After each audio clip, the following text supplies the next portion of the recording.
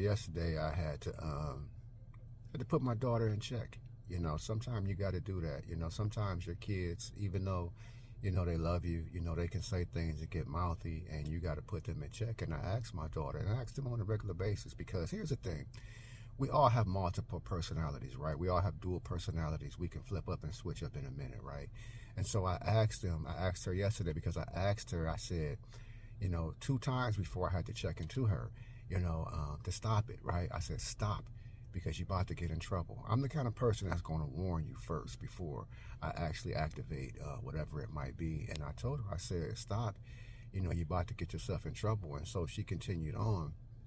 And so I had to go and just, check her, which kind of brought her to tears, which is what I did not want to do, because I don't ever want to, see my kids cry. But my point is that, like I tried to explain to her, and I try to explain to them all the time, I say, which side of daddy do you want to see? Because there's a very loving side of daddy who will take care of you and love you and give you anything that you ask me for, if I can do it. And, there's other side of daddy that if you don't do what I tell you to do, you're going to see a whole different side of daddy. And they don't understand, and most kids don't, and most parents have had to show their kids that it ain't just one side of me, that I can be loving, I can be kind, and I can be even at sometimes your best friends. But if you want to act crazy, I can also twist this whole thing around.